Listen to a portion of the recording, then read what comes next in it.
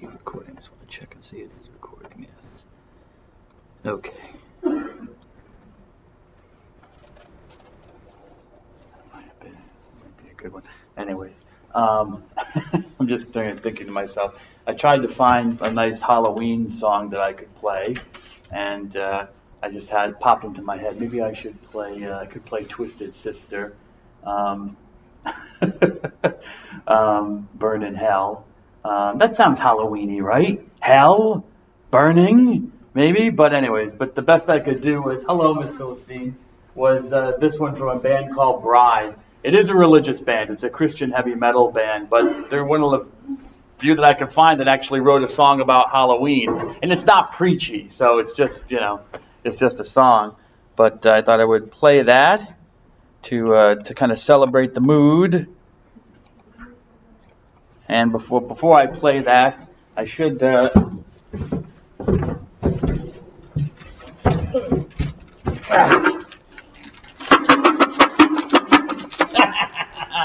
had to come with some stuff. I do have chocolates in here, and yes, I know my listen. I'll get to you in a second. Just for those who might not be able to have chocolate or gluten or something like that, I got some other stuff, which should hopefully be safe. Let me just dismiss this alone. So. Thank you. Oh, you're welcome. I appreciate. Well, let me just dismiss that. Okay. Now this stuff, which are called Smarties, and they're well, it doesn't even say what they are, so that kind of tells you that's the kind of candy it is. It's just sweet.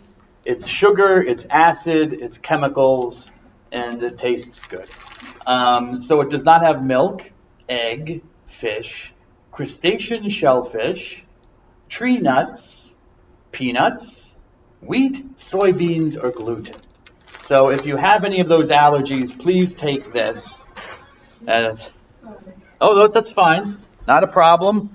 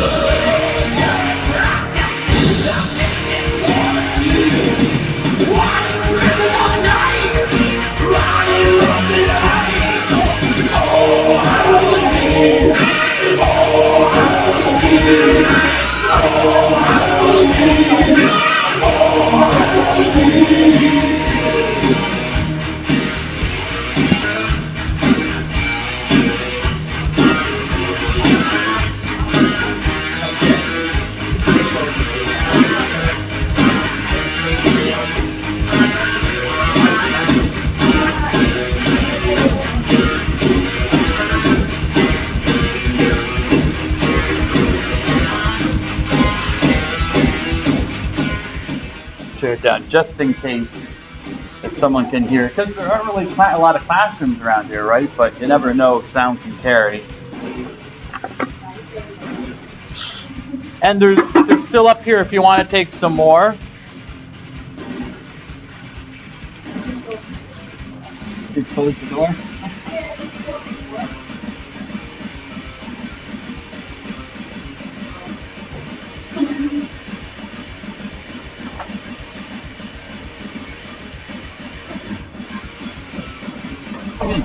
Oh yeah.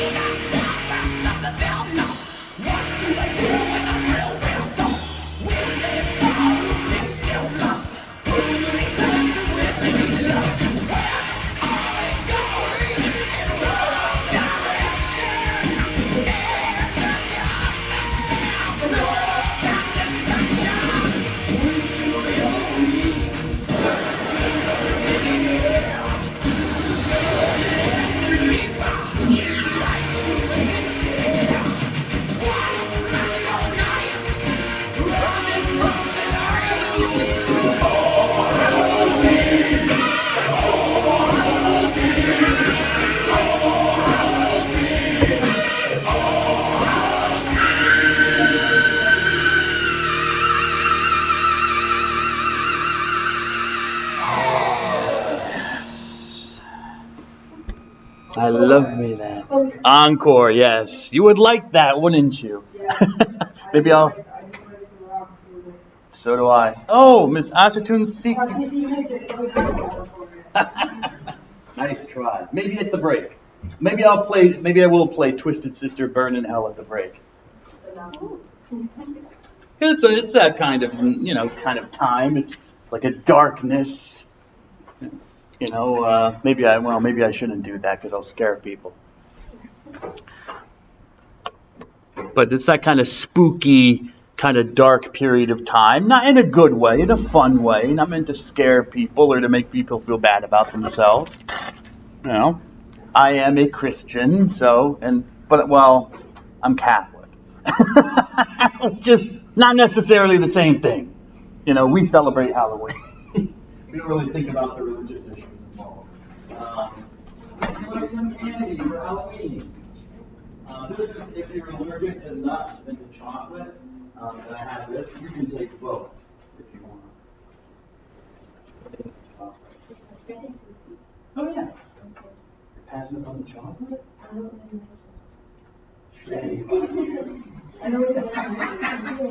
No, that's okay. That's okay.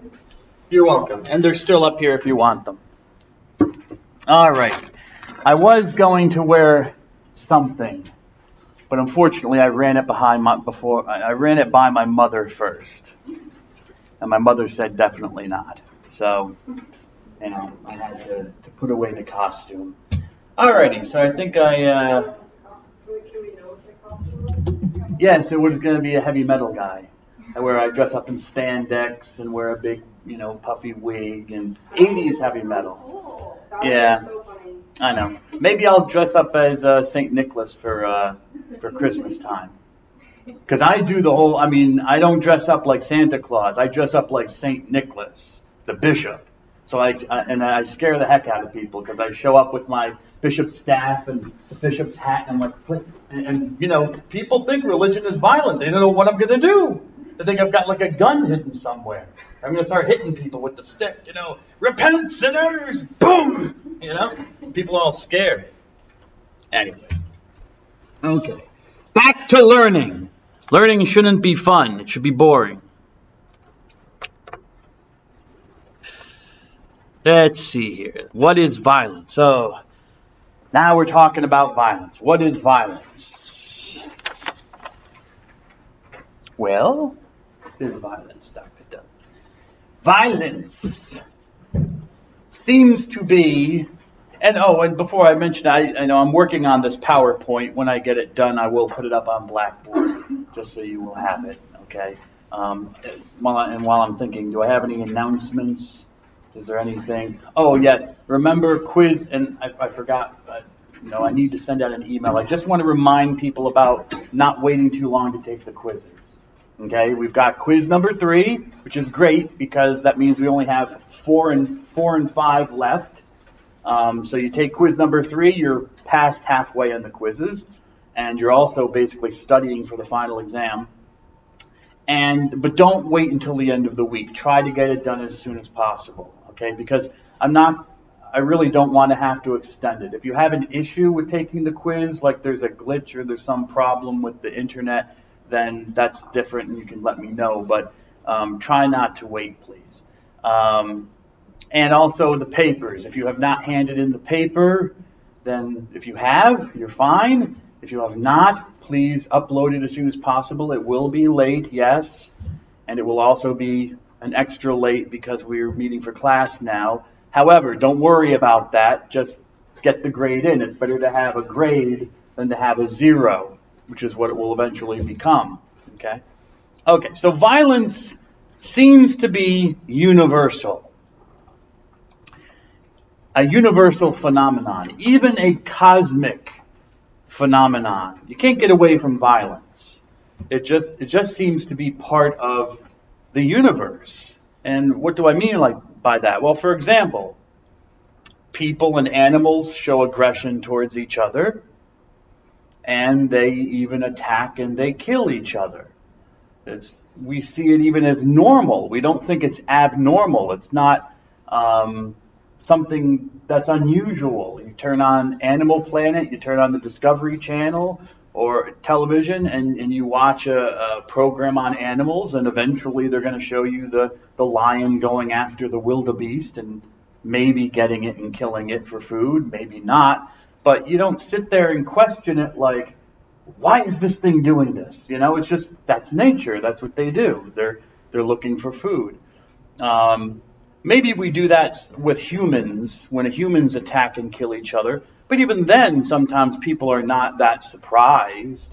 Driving down here in the car, I was listening to 1010 Winds, and they were describing certain news stories about someone got shot. What was the other one? Someone else got, some guy came onto a bus with what looked like a gun, and everyone panicked, and so the bus crashed into something. Luckily, no one was killed in that one, but there was certainly violence involved. The bus crashed. There was a threat of violence. Everyone thought the man had a gun. Apparently he did not, but he had something that looked like a gun. And maybe that's abnormal in the sense that it's newsworthy, so they report it. But it's so newsworthy that you kind of don't listen to it after some time. You know, you don't listen after a certain amount of time. You just don't listen to it because all the violent stories, the gunshots, and someone's shot, someone's knifed, they all kind of blend in together, and you don't think about it. Unless something really abnormal happens, like it's children or you say an older person, then it's like you might pause and be like, ooh, wow, you know, how did that happen? How could you do that? You know? So people and animals show aggression towards each other, and even things, stuff, has a violent tendency. Think of astronomical bodies. Think of the universe, the actual universe we live in. I mean, there's stuff in the universe, and things crash into each other. Asteroids. I mean, in our own solar system, we have two groups and bunchings of asteroids. Asteroids are basically dust and rock that's come together through gravity, and it looks like a rock, like it could, but it's really not. Asteroids are not really solid. They're dust and rocks that come together and are forced together through gravity, and sometimes there are just small bits of rock that are floating around as well. But we have that past Mars, the planet Mars. There's a huge asteroid belt that's going around there. Don't know where it came from.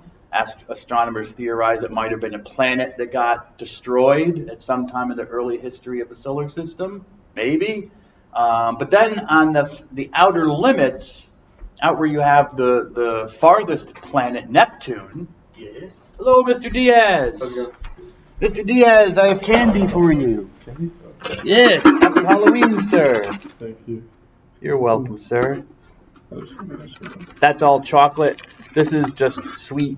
If in case you can take this too, but just in case someone has an allergy or something. Thank you. You're welcome, sir. Write this down before I forget.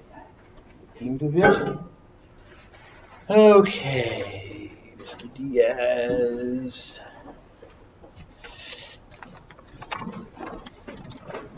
Just starting to talk about violence, sir.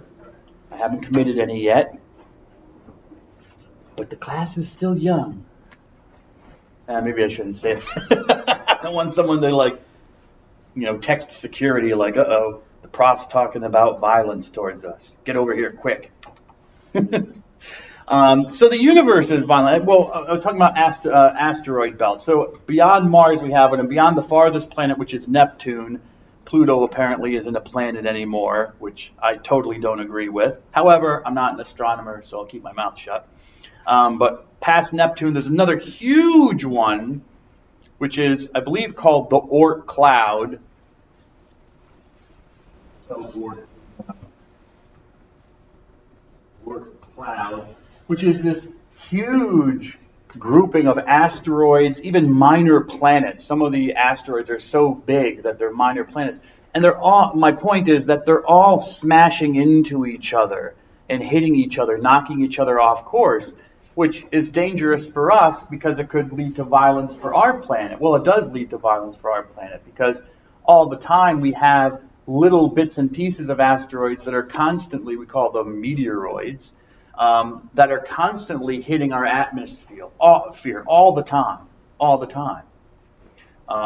In fact, on the roofs of these buildings, on the roofs of your homes or your apartment building, wherever you might live, if you take a magnet, you can pick up bits of asteroid. They're all over the place because they're constantly, I shouldn't say asteroid, meteorites, because these space rocks are constantly, hitting each other and being hit towards Earth, and then they hit our atmosphere, and they burn up. Hello, Ms. Castillo. And they burn up in our atmosphere. That whole process is a process of violence. You've got two bodies smashing each other, and part of one is smashed off, and that flies, well, I shouldn't say flies, but moves through the solar system, and then eventually it hits our atmosphere. And maybe it bounces off, and it's just a meteor. Okay, it's a meteoroid, and it bounce off, and it's a meteor. But maybe it goes through the atmosphere and burns up. Okay? Ooh, yes. Yes, Twisted Sister, burn in hell. Oh, yeah. It burns up and becomes a meteorite, and it smashes into the earth, hopefully not causing destruction. Most of them are very, very small. But it would not take one to be very large to cause a lot of destruction. Maybe, a few yards or meters. I mean, one the size of this room would cause massive destruction if it hit the earth. What am I doing? Oh, Ms. Castillo. So violence seems to be embedded even in the physical universe. Where are you? There you are. Okay. Even in the cosmos.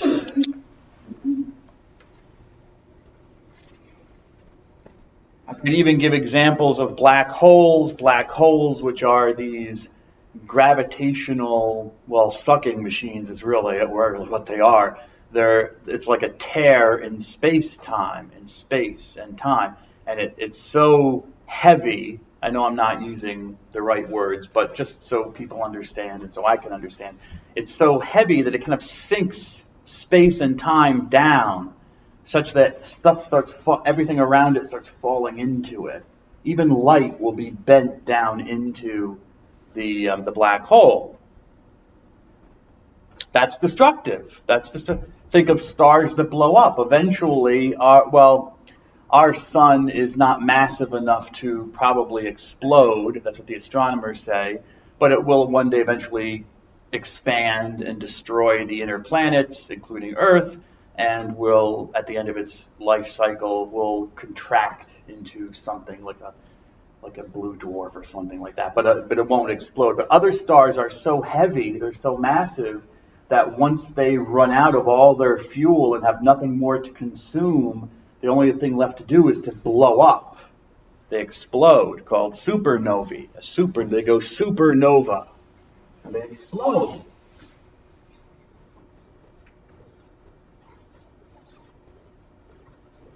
As I said, our sun is not heavy enough to do that, but others are. And when it happens, it's a sight to see. I mean, you can see it because the supernova, when it does explode, it's brighter than all the stars in the sky.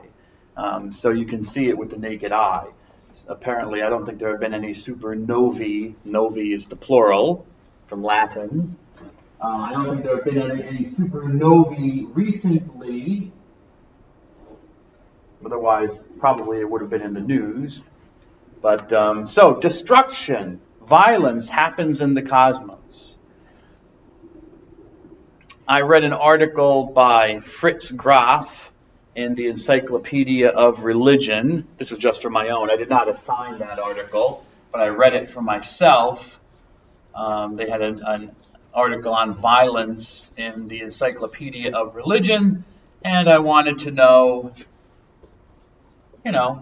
what comments they might have in the Encyclopedia of Religion on the connection between religion and violence. Not many. And it was a boring read, but anyways, I did it.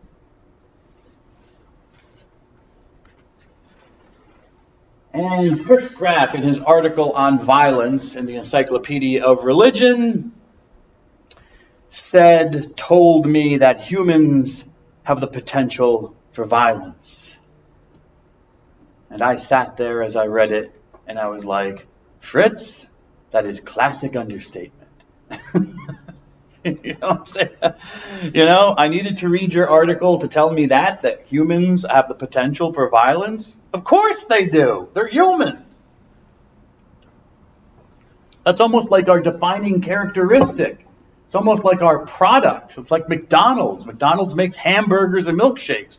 We make nuclear bombs and warfare. It's like violence. Classic understatement. But anyways, Fritz Graf says that humans have the potential for violence. And to some extent, I think that's true, obviously. Otherwise, there would be no human violence if we didn't have the potential for it. And every human society uses violence. Every human society. At least to defend itself. Yes, human societies can use violence to attack others, but certainly to defend themselves, human societies use violence. And in developed societies, it's mainly the nation state that claims a monopoly on violence. People perform violence, of course, because I just mentioned that there are stories of violence in the news of people doing things to each other. But really, that's not supposed to happen. If the United States declares war on another country, and you go through the whole process of Congress declaring war, and then the president, as the commander-in-chief, starts mobilizing the armed forces, no one thinks that's unusual. People might not want it to happen, but the state has legitimacy. And so there are legitimate avenues for the nation state to conduct violence on other peoples. But also on people, because if a person commits a crime, like commits violence, well, the state then has to step in and prosecute it. So it's not okay if I, Matthew W.I. Dunn, want to, get together with my family and say, you know what? Let's declare war on the Smiths. Do you all agree? Okay, the whole Dunn family is now at war with the Smiths on the other side of the road, and now I'm not head of the family, so it'd have to be my mother, or my father, or wherever he is, they're divorced. But whoever is the head of the family, head of the household, okay, you got to start mobilizing us troops, and we'll start attacking the family across the street. Yeah, you can't do that. I mean, that's crazy. We would say it's craziness. It's chaos. Mob rule, you might say. But when the state does it, when it's the group of us deciding, or our representatives, then that's okay. So developed societies, I'm explaining this statement that states have the monopoly on violence. They regulate violence. So the state, the nation, gets to regulate violence by laws or by concepts like warfare. Okay? There are no real laws about warfare other than the fact that Congress in the United States, Congress gets to declare warfare, and the president is the commander-in-chief of the armed forces who conducts the war. That's about as far as it goes. But the concept of warfare is beyond law. It's a concept. But there are laws regarding violence, like what happens if I hit someone or punch someone? What happens if I kill someone? What are the penalties? What's going to be the response of the nation state to that action by little old me, the citizen? So nation states also structure violence according to their justice system. So my act of violence as a private citizen, notice even the terminology we use, it's public violence seems to be okay, like war, or the police when they have to shoot. I would say they have to shoot somebody, but when they shoot somebody in what is it in the process of doing their job, okay, then that's okay apparently. But I, as a private citizen, if I do that, if I go and I shoot somebody and kill them, well, then I can be incarcerated. I can be put into jail. So there's a justice system to then judge my actions, whether I was guilty or innocent, where there really is no justice system for the state itself. I mean, there's no court that judges the courts. You know what I'm saying? There's no court specially designed to judge the police, to judge politicians. Like if the politicians all decide in Congress to take us into a war that is unjust or illegal or something like that. What do you do about that? People have to go and fight it. They take an oath. Soldiers have to go. They're taking an oath. They can try to say, no, I won't go, but they're put into jail themselves. But what if people decide later on that, really this war, this battle that the politicians put us into was wrong? Where's the court to discuss that? Whereas if I do something wrong, I decide to commit an act of violence, there are courts to judge me, the private citizen. But there are no courts to judge the Congress, not even the Supreme Court. So what is it? Well, what is it? It is a problem of human nature, it seems. People seem to see violence as a problem. I wonder if I want to play that video or not. I'm just going to demonstrate violence, but maybe I'll move on. It doesn't matter. Maybe I can fit it in later. Just talking to myself, sorry. Violence is a form of aggression. At its base, violence is a form of aggression. Okay? I'm doing here like with phenomenology. I'm trying to get, eidetic vision, trying to see the thing as it essentially is, and using also epoche, trying to clear out all the other ideas that are involved, just trying to get that eidetic vision of seeing exactly what violence is at its base. And at its base, I would say, is that it's a form of aggression. What is aggression? Well, you can see the definition. Any forceful action or practice intended to dominate or master another person or thing. It comes from the Latin aggredior, the Latin verb aggredior, which means to go up to someone or to approach someone, especially with a hostile intent. To confront, to stir up. And we use that as an expression in English. Talk about someone who stirs up the pot, stirring up problems. Okay, aggredior. Or aggredior can simply mean to attack or to assault. It's in a broader sense, aggredior can mean to attack or assault. But really, in its root meaning, it's ad gredior, and ad means to in Latin. If you really break it down even further into its root words, it's ad, which means to in Latin, and gredior, which means to go or approach. I guess approach would be a better. So to approach someone, that first definition there, that first translation of to approach or go up to someone is literally what the word means. And it's not violence. I mean, aggression is not violence. Violence is a form of aggression. And that's a point that I want to emphasize, because I think that we can oftentimes, or people can sometimes, confuse violence and aggression. And just aggressive activity is immediately violent. And it's not really. If we really want to think about it and make distinctions, which I think we should,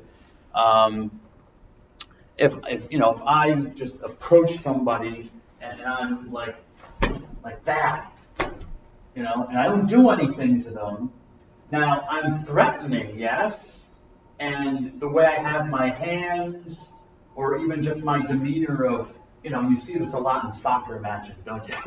It's like, what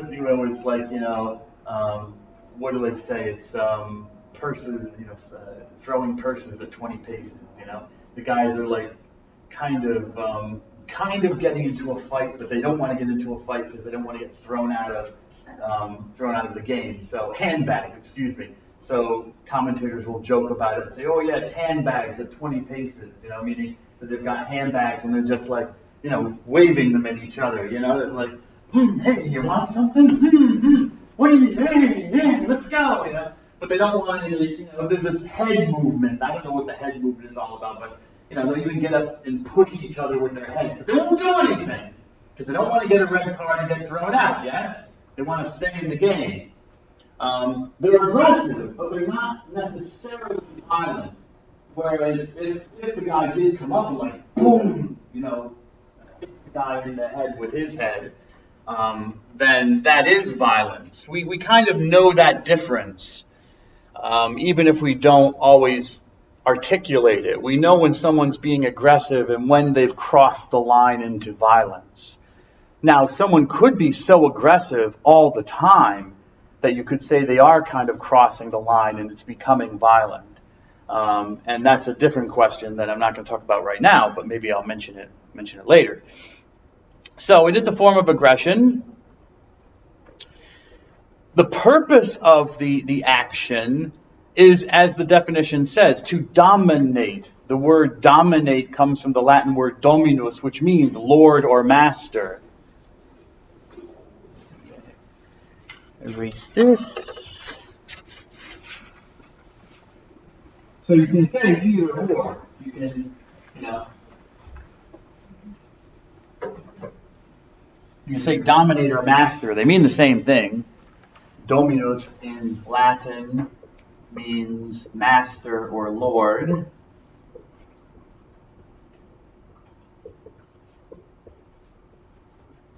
So when you're trying to dominate someone, whoops, I put dominate. There you go. My mind went off on its own.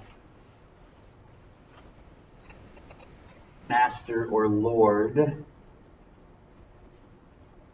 So when you're trying to dominate someone, you're trying to exert control. So aggression is a form of control. right? You're trying to get the other person to either stop doing something that you don't like or to get them to do something that you want them to do. But you're doing it not by asking for it. You're doing it with the potential that if you don't do it or if you don't stop doing it, I am going to destroy you. I am going to physically injure you or harm you in some way. And that's kind of understood. Note well that actual physical bodily harm or destruction is not part of the definition of aggression. It's domination. Domination is the purpose. Okay? I don't have to use force, not yet, but I can threaten it by the way I'm acting towards you, by how I'm using my body. So it's not the physical harm or destruction is not part of the definition of aggression, but it involves a threat. And all violence includes that threat of harm or injury that is contained in the aggressive act. Think of violence as aggression that is fulfilled. Aggression that is brought to its end, its fulfillment.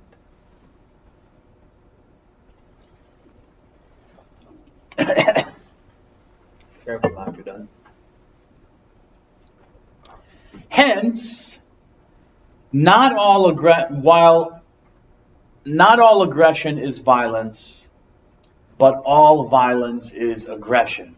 Has anyone I don't know if you had to take a rhetoric class or a public speaking class or any philosophy. I don't know. Yes, you took philosophy. What did you take? Public speaking. Public speaking? I took public speaking rhetoric. And rhetoric? Yeah. Ooh, 2 different classes? Yeah. Ooh, that's interesting. Anybody else take any? Yes, Ms. Philistine. Public speaking? Yes? Public speaking. Is that a required course or is it just something you decided to do? Okay. Now, did they talk about Venn diagrams? Did they use those at all? No? Truth tables? They're talking about Venn? Truth tables. Oh, okay. That's in comprehensive math. That's in comprehensive math. Oh, okay. But I'm not going to talk about truth tables. I'm just fishing with O'Connor.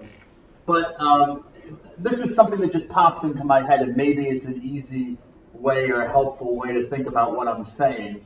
A Venn diagram is 3 circles that are interconnected, and they use this in philosophy.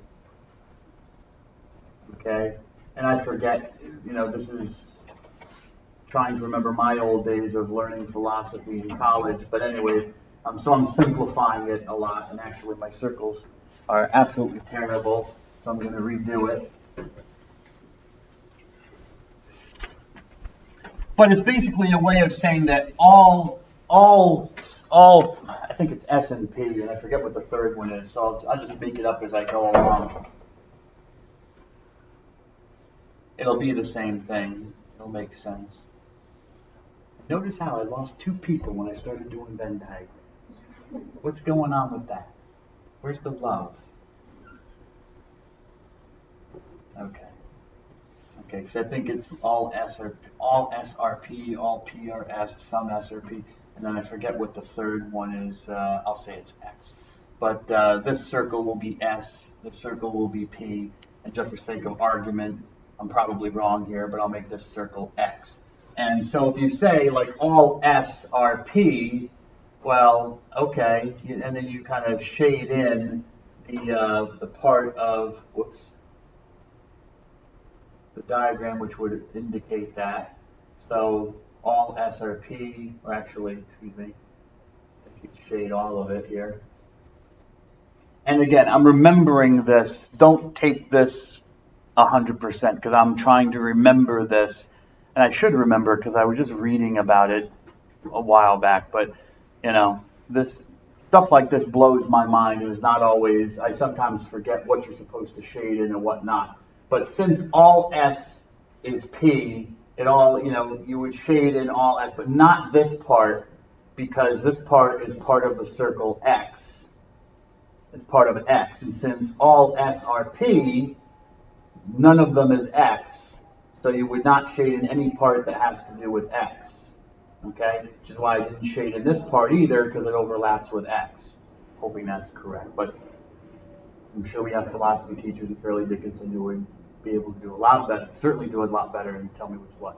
But my point is this: all violence is a form of aggression, but not all aggression is violence. So all S is P, okay? But not all P are S. Notice only this part of P is shaded. So where there's overlap, it's because all S are P, okay? So all violence is aggression, is P, aggression. But not all aggression is violence. Some of it is something else, not violent. Some of it does not lead to physical destruction. It has the threat of physical destruction, but it doesn't lead to it.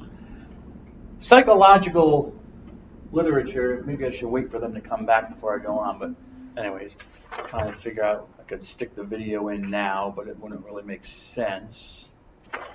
Anyways, psychological literature distinguishes between two kinds of aggression. Two kinds: hostile, instrumental, and hostile. Instrumental aggression is where aggression is used, or the threat of violence is used as a means to an end. Okay? Here the idea of dominance comes in. It's instrumental. I use aggression in order to dominate or master you. My tool for dominating you is my threat of violence through aggression. Hostile aggression is where aggression is simply used as an end in itself. You simply want to inflict harm.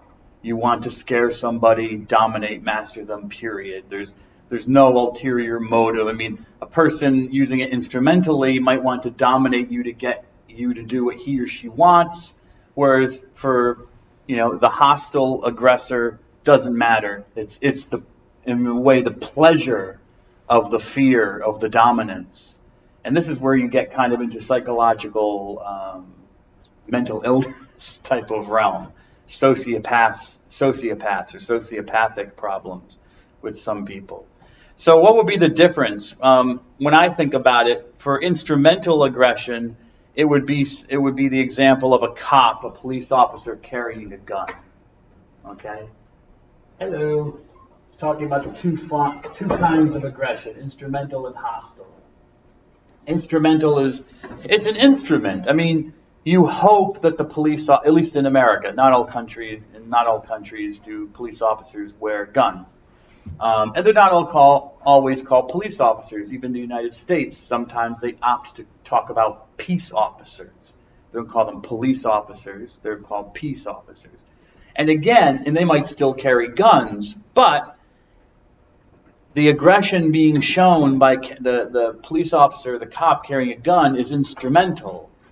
Okay, it's a tool for doing his or her job, which is keeping the peace, protecting people, serving people. It's not an end in and of itself. Whereas for a serial killer, a sociopath, a psychopath, having a gun or having a knife is most certainly an end in and of itself. It's there to cut and to kill. If it's a knife, it's there to cut and kill people. Same thing with a gun, to shoot people and kill them.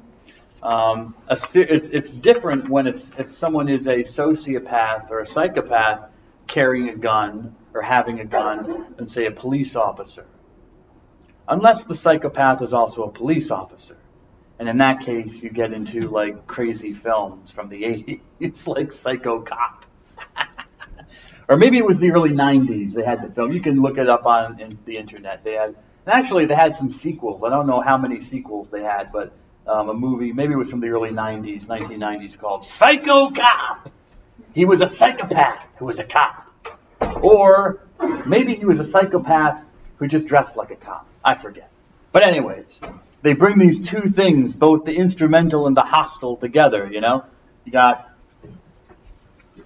Because a police officer should not be using his or her weapon in that way. It shouldn't be used hostilely. It shouldn't be used simply to inflict violence. There's a purpose behind it. Essential to aggression is the use of force. And I have that in the definition, a forceful action. It is a forceful action. I say practice. I could probably just say a forceful action and not say practice. Maybe that's redundant. Okay. But it is a force. Force comes from the Latin word fortis, which means strong, powerful, vigorous, like shaking something up, or if you shake something vigorously. To shake something vigorously is, like back and forth very quickly. Vigorous, showing power or force. And what is force? Force is a kind of strength or energy that is brought to bear on something, that is put on something. And the sacred is a kind of force. Remember when we go back to religion, we talk about ultimate reality, but especially the idea of the sacred. The sacred is understood as an actual thing. It is a kind of force, a kind of energy that the person feels or perceives. You perceive it within your body, of course. You perceive it physically. That doesn't mean just because it's physical, it can't be anything else. Okay, something out there that you're perceiving. And that's what's going on here. Force is energy, it's strength, and it kind of pushes on us, or pushes on something.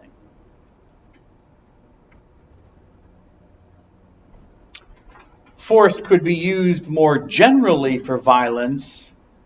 More generally, force can be used in the sense of violence that is exerted upon or against a person or thing. And that's sometimes people talk about violence in that way. The use of force would be a way to define violence. What is violence? It's the use of force. Okay? But again, force is certainly involved. So you're using strength. Okay? You're using energy, movement, sound, screaming at somebody.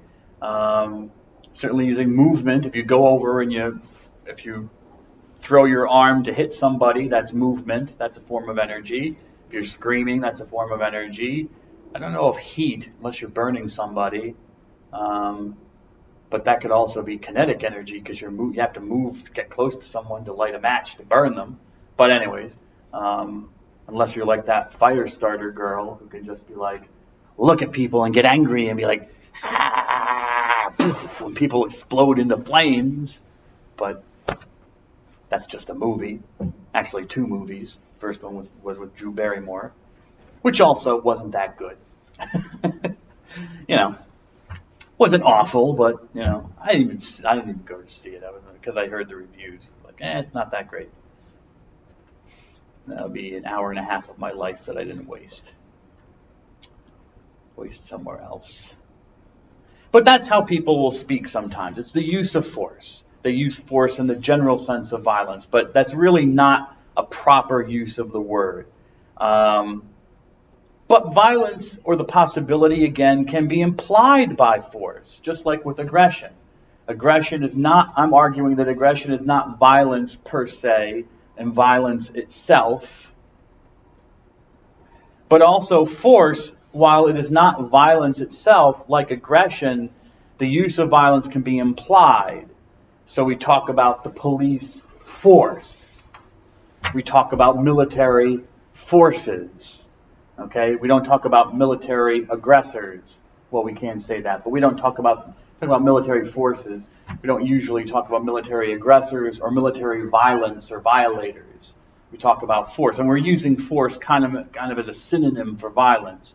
But really, it's the possibility of violence. The military is not always at war. Our military is not always bombing people or shooting at people or firing missiles at people. Okay, that only happens in very specific occasions for very specific reasons. But the threat is there. And so we use the word force synonymously for violence. Violence is mainly destructive. If we're getting deeper I think, deeper into the root of what violence is and how it's different from, say, aggression or even force. Violence is destructive, mainly. Violence seeks to harm or destroy the integrity, the wholeness, the completeness of another being. I don't know if I put this on the PowerPoint. No, that's power. Well, I'll get to it. I'll define integrity later, but integrity basically means the same thing as wholeness, the completeness. And that's what violence is doing. That's what destruction is doing. You're taking the wholeness of a creature and you're removing it in some way. Okay? If you're, for example, going to eat an animal, well, you kill the animal. You destroy its integrity by slitting its throat. Or shooting a gun, maybe not shooting a gun, but they have those air guns they shoot into the heads of animals. That causes brain death. So you're destroying the brain. Right there. You're destroying the integrity, the wholeness, the completeness of the brain. In order to then really destroy the completeness of the animal by cutting it up into sections, which can then be sold and eaten.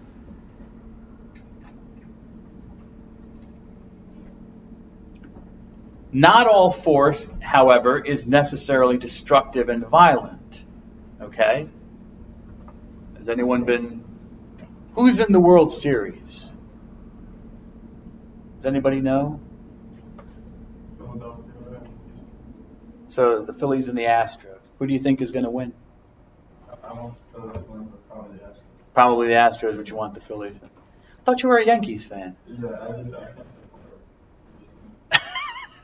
I thought the Yankees... Yeah, usually you want the team that beats you and win. Yeah. It's just like, I really don't. Oh, okay.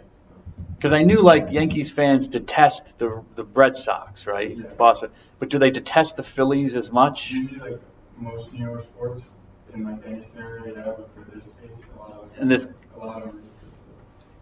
I gotcha. Okay. Yeah, because I wasn't following. I had heard that I knew that the Yankees were in the playoffs, but then I heard something about 4 games and they had to win 4 games, and that just probably wasn't going to happen.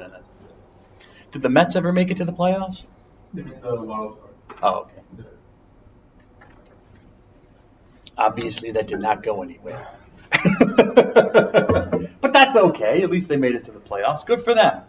Okay, so we got these 2 teams.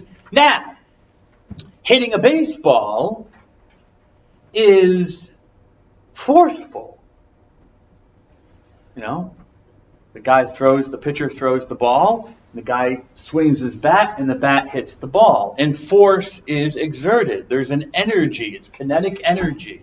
Movement energy is another way you could describe it, where the movement of the 2 objects come together and it creates an opposite reaction, where the ball moves away. And the force is brought to bear on something else. The force of the movement of the bat is brought to bear on the ball. So it is forceful, but it's not necessarily destructive, like violence is. You're using force. So what I'm trying to get at here is, yes, we might say violence is the use of force, but really, again, we're using it as a synonym, but it's really an analogy. We're using it by comparison. Okay, because not all force is really violent, like hitting a baseball. It is forceful, but it's not destructive. The baseball is not destroyed. That's not even the intention of the hitter. It's not to destroy the baseball. Although, in some cases, yes, some weird cases, a guy can hit a ball just on the laces in such a way that the ball will fall apart. The laces will come undone in the ball, if it's hit hard enough. It happens. I mean, okay, fine. It's just like when the guy slams a basketball through the hoop and hangs and, can break the glass, okay? It happens. It doesn't mean it's normal just because it happens. It's the exception that proves the rule. Right, Ms. Castillo? And I live by those exceptions. Because otherwise the world don't make sense to me. Because you think you have stuff figured out, and then someone will bring up, but what about this, Mr. Dunn? Yes, Ms. Astorga, but that's the exception that proves the rule, so I'm still right. And I have a PhD, so the world makes a little less sense when I'm not right.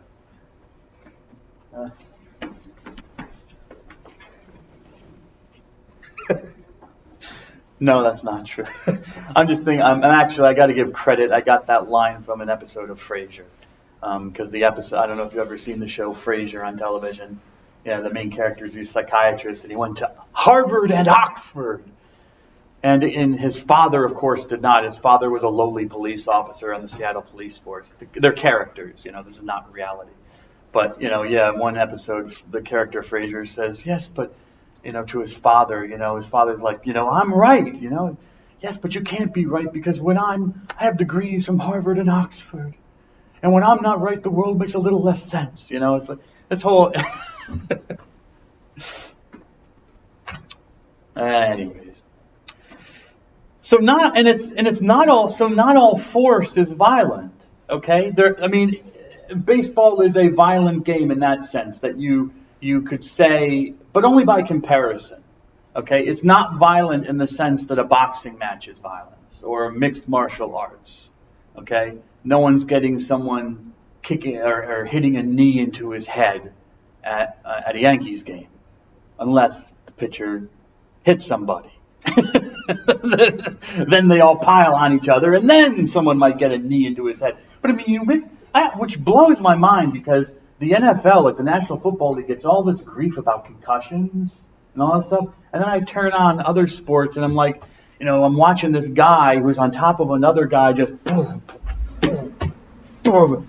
And then they both stand up there. Both of them are bloodied to pulps. They stand, and no one's doing like a concussion, inventory on the guy. No one's getting in there and saying, okay, let's take you out of the octagon for 5 minutes and see if you can remember your name. No, people are there with good money, like, yeah, hit him harder. I want his face to be mush. And it's really weird when it's two women. I'm not sure what to think about that. Am I supposed to be enjoying watching two women beat the heck out of each other? What am I supposed to think about that? I don't know. So not all force is violence, and not all force is destructive. Bound up with the idea of the use of force is the use of authority. This was an idea that was brought up in one of the articles, one of the readings, and I do want to apologize for giving you the reading because I read it and I'm reading it and I'm just like, number one, this is boring. And number two, I'm like, the guy could have said in like one sentence what he takes 3 sentences to say, almost like, it's like, just. And he's talking about different things, and it was the article, was it John Carlson, Coming to Terms with Terms? Remember that one? How to define religion and violence. And, the article looked like it was well organized. There's a whole section devoted to where he talks about religion. There's another section where he talks about violence. Okay. But he talks about other things as well. And one of the things that I thought was interesting that he talked about was the use of power and the relationship of power to talking about violence. Because power is the exertion of authority, the exercise of authority in some way. Power is, my definition, the ability to act or produce an effect on something else. That's basically what it is. That's basically what having power over something is. Yes, we use it in other ways, like we talk about if the lights all went out, we'd say, well, the power's out, But what we really mean is that the electricity is no longer flowing. The current of electricity is no longer flowing through the lines. Again, so we're using the word power in a comparative way. But power is really an ability. The ability to do something. Where does power come from? Well, it comes from Anglo-French, from Latin, Anglo-French power, and it came into English as power. Originally, that word power comes from the Latin potere, which itself comes from the Latin word posse, which means to be able to. So if you speak a Latin-based language like, say, Spanish, poder, can, to be able to. Poder comes from potere in Latin. But originally it comes from posse, which means to be able to have the power. What does Anglo-French mean? Just to give you, I mean, I can't give you a huge history lesson, but just to boil it down for you, about 1,000 years ago, the French invaded England and basically took over England. I mean, the local people still spoke their language for the most part, but the aristocracy, the ones who were in control, were basically French. And any of the English who were there had to learn French in order to, well, hang with the aristocracy, to be around them, and to, if you wanted any sort of power at the time, you had to know French. And so there developed what was called Anglo-French, a kind of English way of speaking French. And so thousands and thousands. The fact that English is a Germanic language. English is a German language at its basis. But the fact that you have thousands and thousands of Latin words, many of them coming through French, like power, okay, is due to that invasion about 1,000 years ago of the French into England. In fact, I mean, even today, the motto of the British family, of the English monarchy, is in French, not in English. I forget what it is, but I know it's in French. And actually, of this perspective, technically the English monarchy is not English anymore. I mean, they might be now, but up until, in the last century, they were actually German. Their ethnicity was, they were ethnically German, even though they were the British monarchs. Yeah.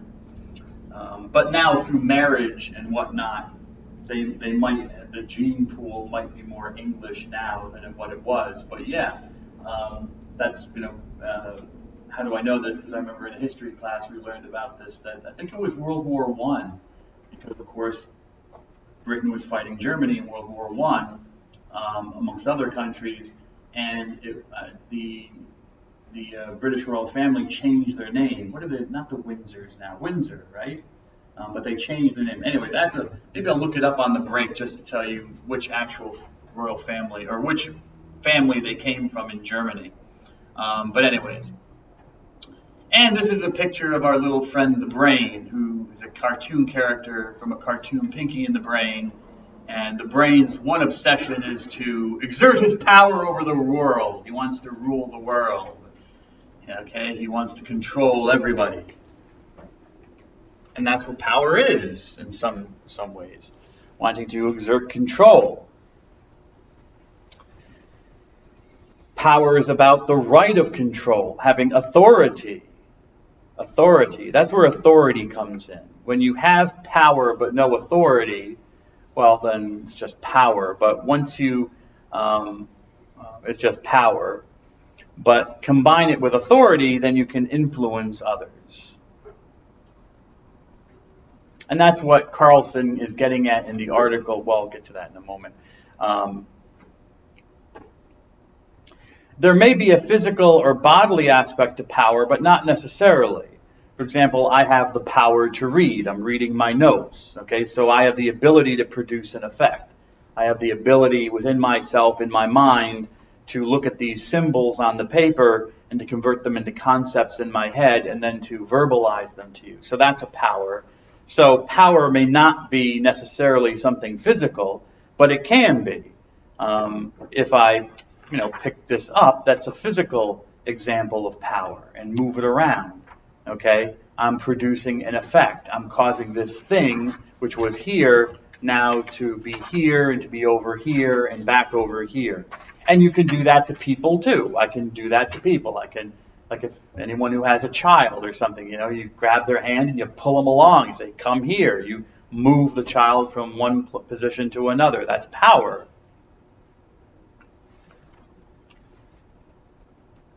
So it may be physical, but it may not.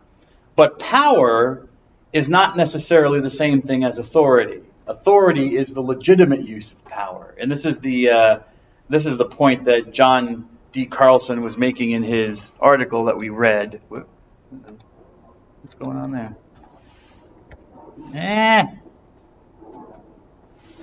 There we go. John D. Carlson in Religion and Violence, Coming to Terms with Terms, from the Blackwell Companion to Religion and Violence, a whole companion. He talks about this woman. There's a picture of her, Hannah Arendt, and a book she wrote in 1970 called On Violence, so completely devoted to violence.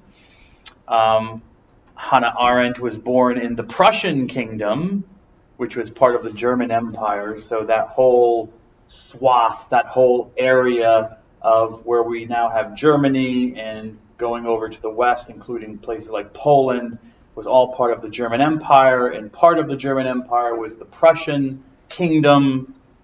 She was born in that, and she was a political philosopher. She died in 1975, so 5 years after this book was published. And he talks about the distinction she makes between potentia and potestas, or potestas, I guess you'd say. Potentia and potestas, two Latin words. Potentia means power, or I should say, no, that's wrong. Potentia means potential or ability, posse, and potestas means power. So Arendt makes a distinction between potentia, which is ability, or you could also say authority, or I guess you could say is power in that way, but starting to bring up potentia and potestas. Wait a minute, let me collect my thoughts here. Notes to help me collect my thoughts. Potentia, which is the ability, versus potestas, which is authority. So potentia is simply power, raw power. But potestas is power with authority. It's legitimate power. So illegitimate power, or just raw power, is potentia. But potestas is the legitimate use, which makes it authoritative. And she was just analyzing violence. What makes violence, I guess, okay or all right in certain circumstances, or reasonable in certain circumstances, but not reasonable in other circumstances? And for Arendt, for it truly to be power, she thought that its use must be legitimate. Okay, true power was legitimate. It was authoritative. In other words, it's potestas. That's the true use of power, where one has a power. To say that someone has power and authority means that they have the ability to do, they have the rightful, I should say, the legitimate or rightful ability to do something to others. Potestas. So they're not just doing it because they can do it, as the definition of power says. Posse means simply to be able to. Okay? No, that's not true power for Arendt. Otherwise, one is just using force because you can. And that's just sheer potentia.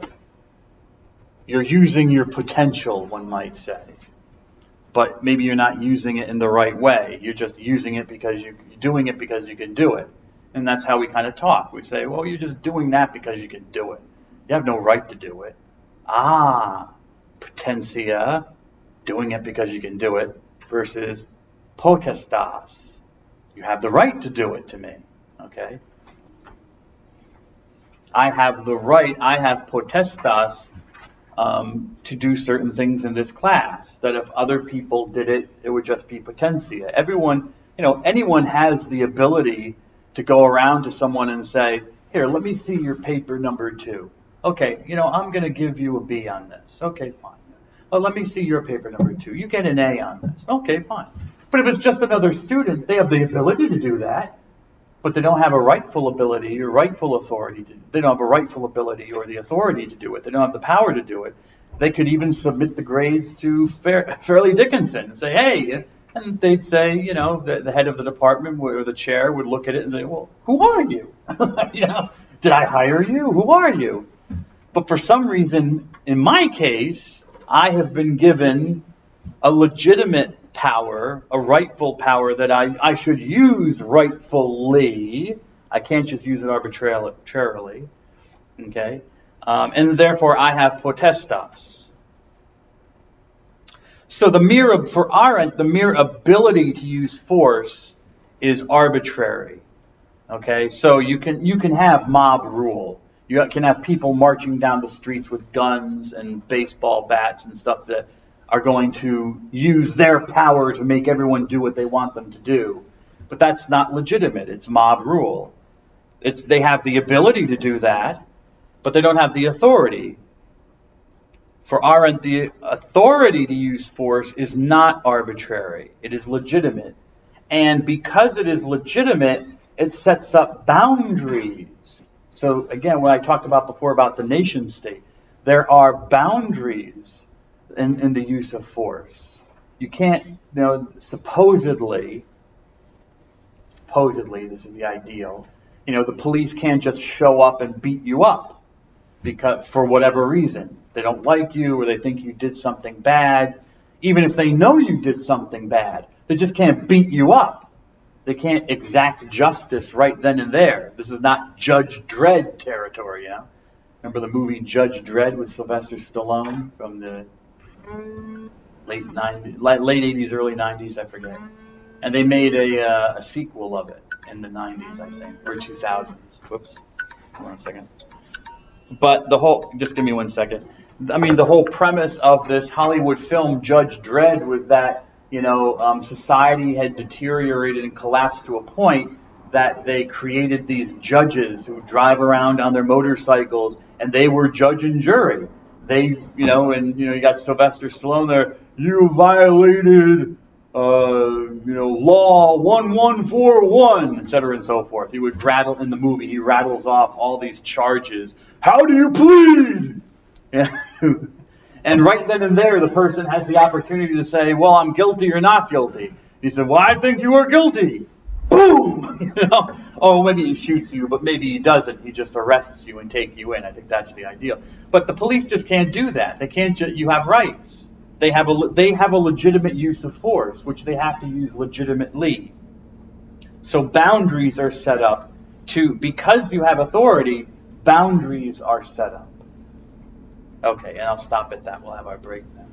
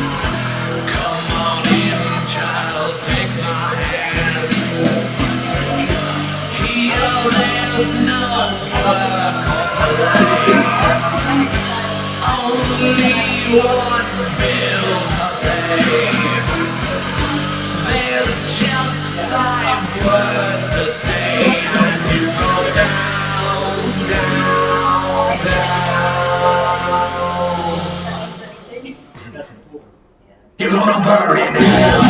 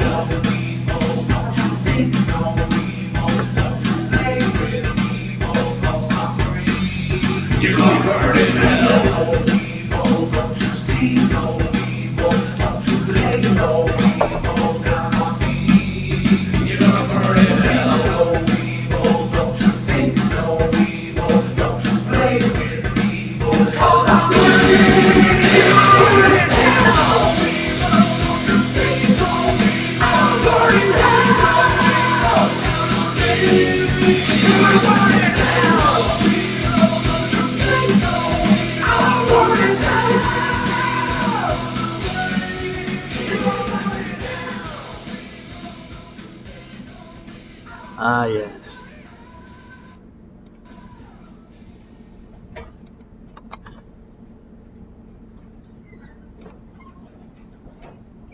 Okay, get rid of that and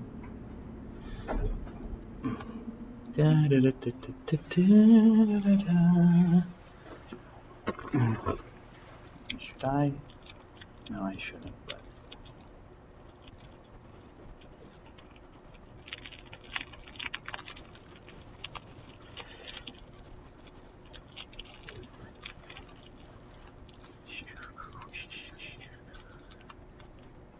Smarties.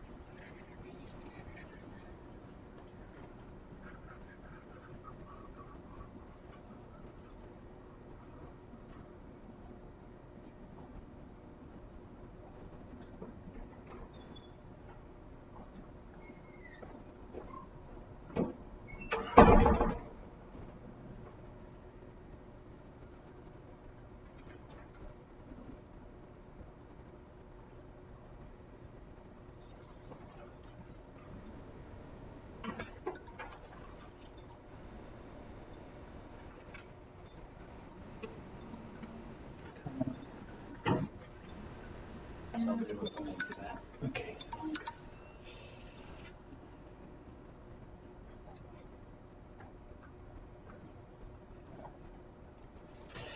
Okie dokie.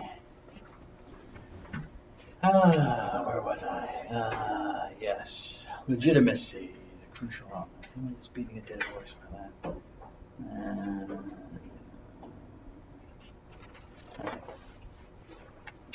So there is an authoritative use of power, force, even violence.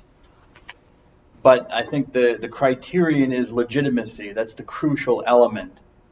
That the use of physical force is legitimate. Okay, when the police show up, they can't just beat you up. But if they show up to take you for a crime, there is some violence that is used. They might have to wrestle you to the ground if you're resisting. But I mean, the very fact that they have to put handcuffs on you and put your arms behind your back, which is not a pleasurable feeling, I imagine. I'm assuming. But the fact they have to restrict you in some way, so there is some kind of violence going on there, even if it's a modest form. Because they can put the cuffs on too tight if they don't like you.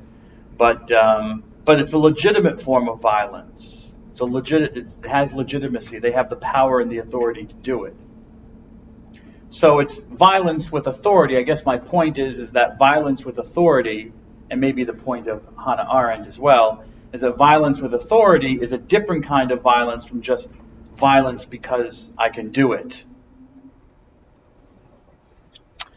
The main debate regarding aggression is whether it is innate, whether it is inborn. It is an innate aspect, an inborn aspect of our human personality, or does aggression come from socially induced causes? Basically, just a fancy way of saying nature. Is it nature? Is it in our nature? Or is it nurture? Is it from how we're raised and how we're brought up in our society? And so there are different ideas about the place of aggression. Well, let me move myself out of the way here.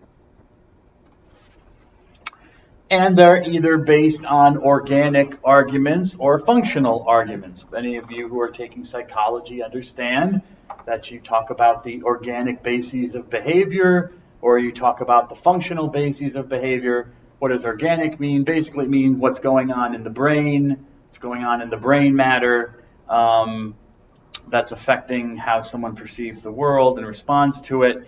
And functional is how the person has been raised, how the person has, the choices the person has made in response to the various stimuli of the outside world, defense mechanisms, personality, developing certain personality traits, whatever. These would be functional things. They help the person function. Okay.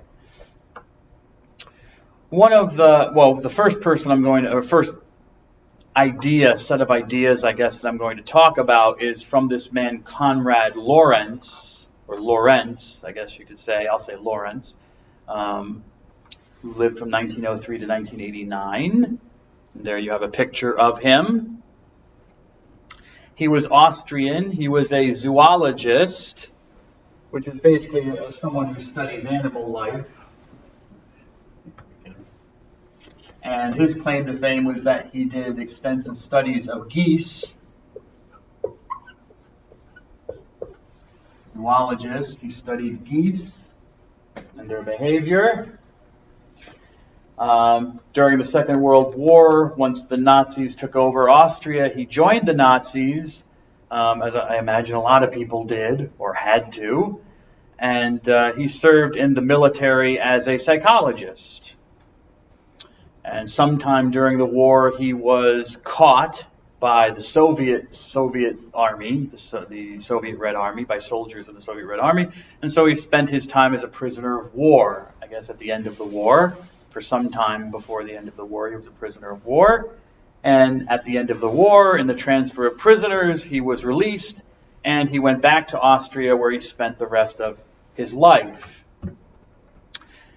Lorenz is considered, it would be Lorenz or Lorenz? Lorenz? Okay. Lorenz is considered a pioneer of ethology, which is the biological study of behavior. Ethology. Don't worry if you never heard of it. Neither had I. I had to look it up. Dictionary of Anthropology on my library shelf, so I looked it up. Ethology, the study of biological, or the biological study of behavior. And there are apparently various things that ethologists will look at, like how things evolved over time, how biological mechanisms evolved, their place within the organism, what function they serve, a bunch of things. I don't know them all because I'm not an ethologist or an expert in ethology, but if you want me to find out, I can go back to my notes. I have it in my notes, not here, but I wrote it down, but I just decided not to include it. It's enough to say he was an ethologist and a pioneer in that study. Lawrence believed that aggression was a basic biological drive. So he's on the nature side of the question. He believed that aggression was simply part of our human nature, not because we were human, but because we were animals. And aggression was innate to animal culture and to the way animals are. You keep eating something over there, but you're not taking any chocolates. Oh, you took the Smarties. Oh, okay. All right, sure. Sorry, I was going to say, I got some chocolates up here, baby, I mean, I didn't see anyone come up during the break. You're letting the chocolates just sit. Anyways.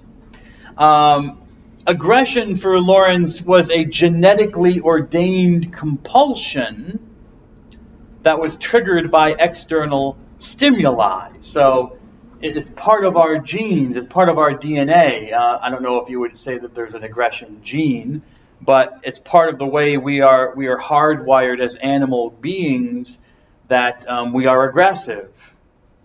And this aggression will come out when there are certain outside factors that impinge on us, like when we feel frightened, fearful, okay, when we are hungry, when we want sex, basic drives of the person, when we're just not happy, okay, the person is not happy.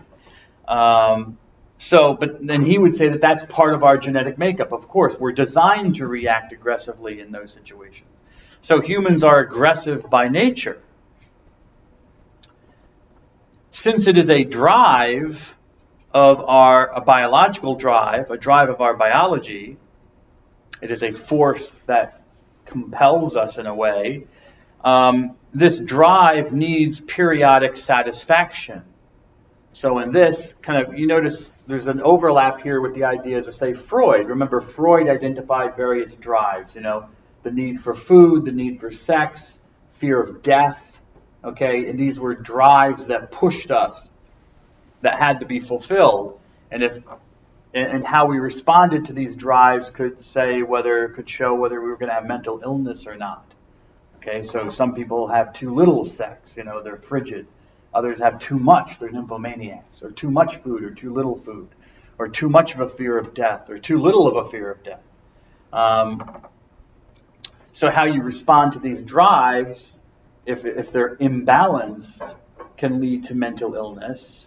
And Lawrence seemed to agree to that extent with Freud that aggression was as much a drive of human nature as anything else, and that it had, just like other drives, it had to be satisfied. It wasn't normal not to eat. It wasn't normal not to have some sort of sexual activity. It wasn't normal not to be somewhat afraid of dying and stuff like that. And it wasn't normal, and for Lawrence, it was not unnormal to be aggressive. Sometimes that drive had to be satisfied. And so it might be healthy to vent aggressions so that you prevent kind of psychological implosion. You prevent your psyche from blowing in on itself. Okay, you need that aggressive outlet for Lawrence, excuse me. So aggression was perfectly natural behavior, or to be aggressive.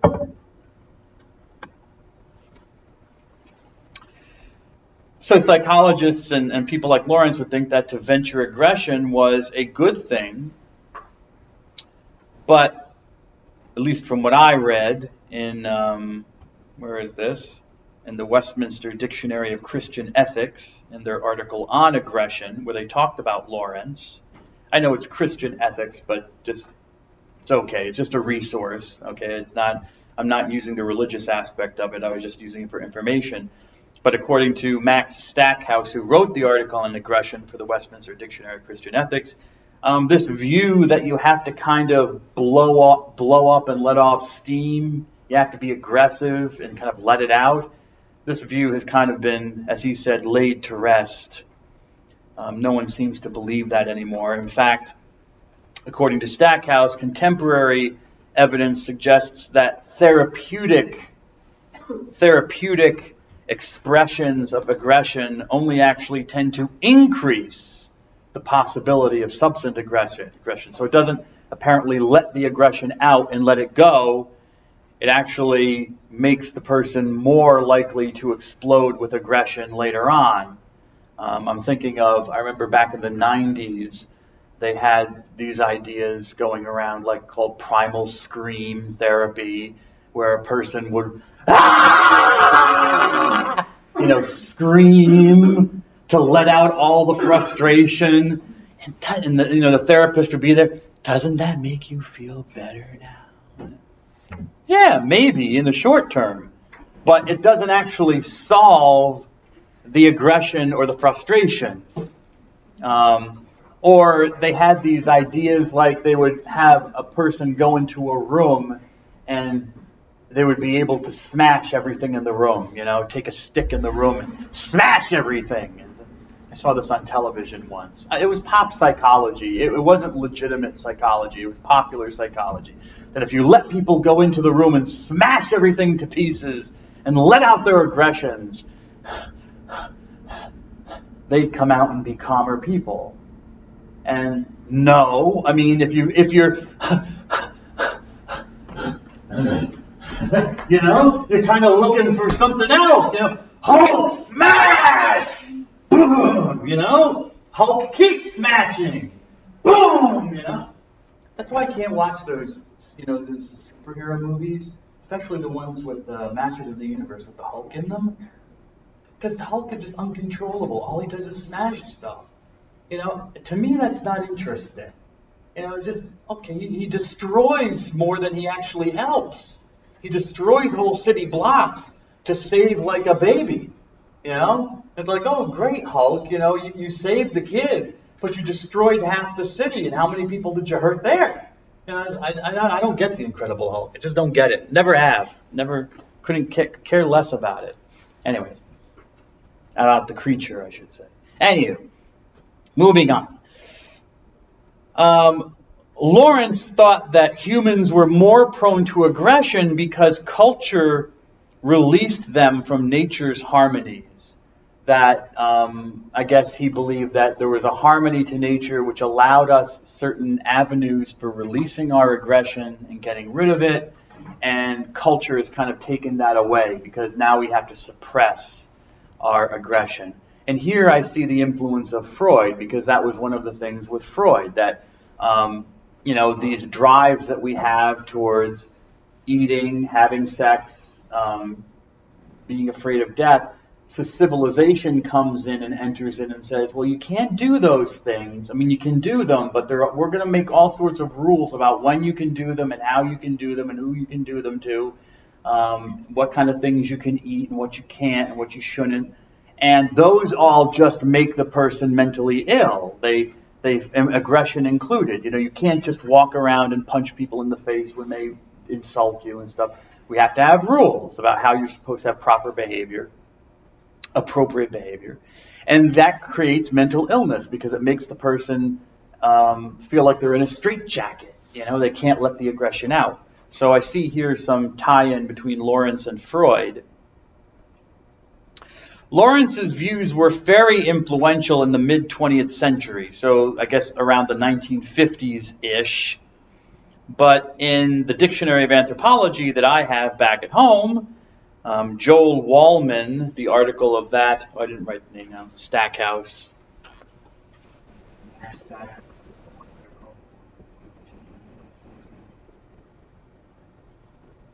The article of the Dictionary of Anthropology that I have was written by Joel Wallman.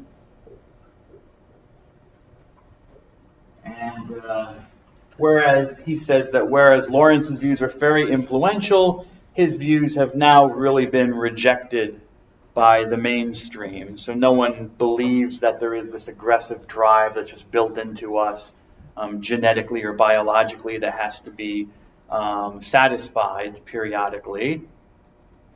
But I had to ask myself, is that because Lawrence's theories have been proven wrong? Like people have tested them and they found that they're not correct? Or they've looked for genetic things like an aggression gene or something and they haven't found that? Or is it because, I mean, not to put too fine a point on it, Lawrence was a Nazi, you know? And I think that, or at least he was a Nazi sympathizer. And I think that that sometimes is what happens. You know, people do things in their life and it gives people a reason to say, to not listen to them anymore. Well, I don't know that Lawrence is wrong just because of that. But I'm just going to pass along the information that while Lawrence is a figure to be discussed and learned about, his views are not generally followed anymore about aggression. So scholars and psychologists and anthropologists and scientists look for other things like, oh, come on, the autonomic nervous system, which is almost like genes, but they just kind of are moving things around. We're going from genetics, now we're going to the nervous system. What is the autonomic nervous system? Well, I didn't know. I still don't really know, but I did look it up a little bit so I could understand it. I mean, we all have one. But the autonomic nervous system, it is, well, nerves and things that go throughout your body and what they do from the brain, and they go through the spinal column all the way down to your hips, and they do certain things. Okay? You have a whole set of, well, in general, it's autonomic, which means it runs by its own rules. It plays by its own rules. That's what autonomic means. It plays by its own rules. What does that mean? In layman's terms, it means that it's the nervous system that controls all the things in your body that happen unconsciously. You don't have to think about your heart beating. You don't have to tell your lungs to breathe, to expand, so they can breathe. I mean, you can, but you don't have to, okay? Especially when you're asleep, you're not doing that. You don't have to tell your body to excrete or secrete or whatever crete any certain drugs or chemicals into your bloodstream so that it does certain things in your body. Those things, you don't have to tell your stomach to digest. Those things just happen. They play by their own rules. They are autonomic. Okay? And there are all sorts of nerves and all over the body that are connected to these things, and they tell the body when to do these things. Now, this nervous system, this autonomic nervous system, is divided into two. And basically, one system kind of speeds everything up, makes things, how do I look at it? Makes things more agitated, and the other system calms things down. Okay? The one that calms things down is the, well, I want to get it right. The things that calms things down is this, well, it's there, relaxation, Dr. Dunn, open your eyes. The parasympathetic nervous system.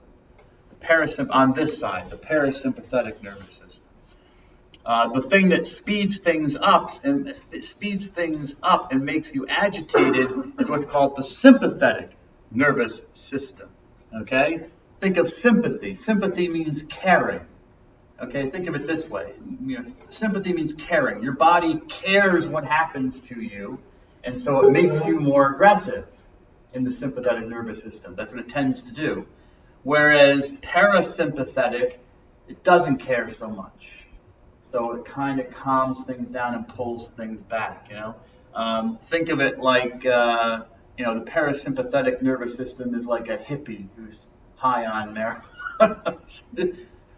Hey, I shouldn't do drug jokes, but anyways, like, hey, dude, what's happening? Everything's groovy, And then, the sympathetic nervous system is like the guy who's had 12 cups of coffee.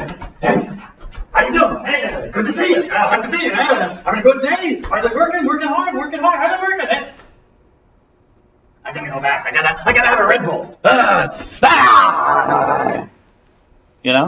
That's the sympathetic nervous system.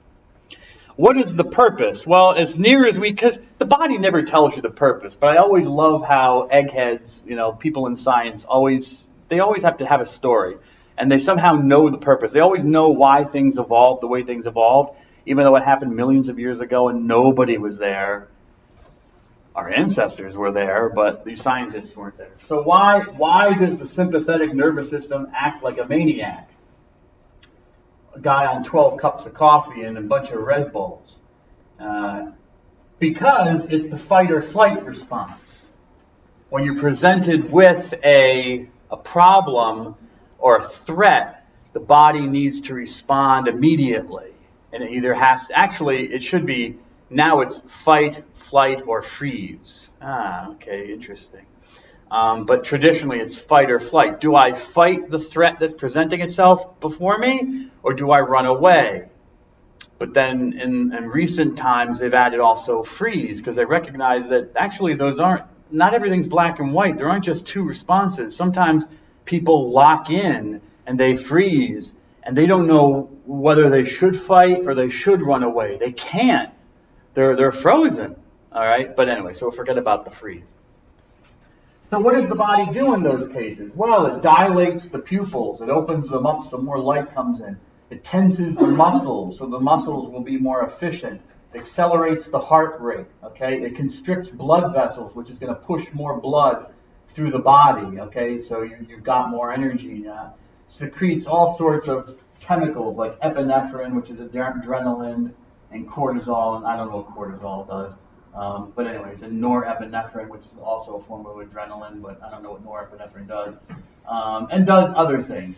It also shuts down certain things, like it decreases serotonin, which I'll talk about later. It kind of shuts down the reproductive system, okay, because they're not useful to the body. It's trying to keep the most productive parts of the body most active so that you can meet, apparently, the threat. Now, how the brain knows there's a threat when I don't know there's a threat, you know what I'm saying? Like, I can see a lion coming at me, but how does the brain know immediately? It always blows my mind, but like, how does the brain just know that, say, this lion coming at me is going to be a threat? That it's something that could kill me or harm me or eat me? And that it knows to all of a sudden, whoop, come on, boys, we got to get all these things going in the body so I can either fight this lion or I can run away from it and get away from it. I don't know how the body knows that when apparently Matthew Dunn in the mind doesn't necessarily know it. Or doesn't recognize the problem. So there are those who believe that violence or aggression, I should say, more properly, aggression is just simply the arousal of the autonomic nervous system. And I already mentioned that. And so the autonomic arousal is what do I want to say with this? How would I explain this? The autonomic nervous system is just aroused no matter what kind of emotion is inducing it. So it doesn't matter whether it's a good emotion or a bad emotion. It's something from the outside arouses the autonomic nervous system, and I guess you just then have to deal with it. So for example, I guess in the example of my lion is obvious. There's apparently a threat there because this animal could kill me. Maybe it's not so obvious when I have to give, like some people could simply not stand up here and talk to you. Okay, they're just so, well, we'll say they're afraid. But it's not so much maybe afraid, it might be that the stimulus of having you here looking at them, maybe asking them questions or talking to them, or just the feeling of, okay, you know, I don't want to say something wrong or whatever, triggers the autonomic nervous system. So it can be any cause. I mean, it's not a threat in the sense of a lion coming to eat me, but it's maybe a sense of discomfort. So you see what I'm saying, that the emotion might be different, but the arousal in the autonomic system is the same in quality. So if you have a pre-existing arousal, like you're already aggressive, feeling aggressive because of a pre-existing stimulus, that can augment the emotional arousal of the current situation and intensify the resulting behavior, which is just a fancy way of saying that if you're already stimulated or overstimulated, if your autonomic nervous system is already stimulated, then it kind of continues in that state. Everything that's coming at it from outside is also kind of, the word augment means to make bigger or larger. It's enlarging the sense of aggressiveness, you might say, or the sense of the response. It's not lowering it. So, for example, when one responds aggressively to something, people have found in their studies that if someone responds aggressively, the aggressive response will be more intense if there is residue from the autonomic nervous system's arousal. So if if the autonomic nervous system has already been aroused from a sense of fear or anger or sexual attraction or physical exertion like exercise, that can also trigger the autonomic nervous system, the sympathetic one, the fight or flight one. So let's just say physical exercise. To do that, that's already triggered the autonomic nervous system, the sympathetic portion of it, so that any aggressive activity that happens, it seems to be more intense.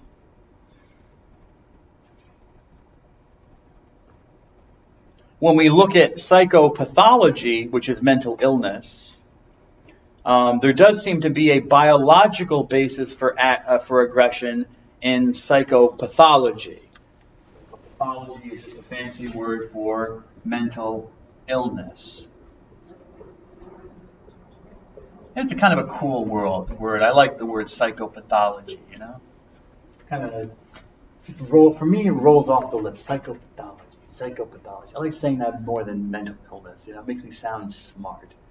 Psychopathological, etc., you know? Psychopharmacological initiatives for psychopathology, yes. Well, I mean, it just makes mental illness sound so important, which it is, of course. So here, in the sympathetic nervous system, notice that it decreases serotonin. There's a decrease in serotonin in the sympathetic response, or the response of the sympathetic nervous system. Okay? And what people have found is that in people with psychopathologies, especially, I guess, aggressive ones, a deficit of this neurotransmitter, serotonin, is more common with those who have impulsive aggression. Okay? Those who are impulsively aggressive, violent in certain situations. Now, I'd have to look up what serotonin actually does. I don't know what it does. It just has something to do with the nervous system. But in the article, in Wallman's article, where he discusses this connection that seems to be between a lack of serotonin and more aggressiveness, it's not always clear. It's not clear if the aggressiveness is because of there's too little serotonin flowing through the blood, or it's just that the person has reduced impulse control. Like they just don't know how to control themselves. You know, their go-to reaction is to be aggressive. They just don't understand any other way. Think of maybe an athlete, okay? Not that athletes are always aggressive, but when an athlete gets into certain situations that are competitive, you may have heard this about people, you know, they'll say, I'm very competitive. You know, maybe they played soccer or football or baseball or hockey or whatever, but now it's ping pong. And baby, they're going to win that game. They gotta. They're competitive. You know, they're in that situation. So maybe it's just whatever impulse is being given to them, and they don't have that control to say, okay, this is just a friendly game of ping pong. No, this is a gotta win situation. And so I have to be aggressive. I have to hit that ball harder, and I have to I want to see you cry with my ping pong skills. I want to make you weep. I want to make you feel like you never should have taken up a ping pong paddle.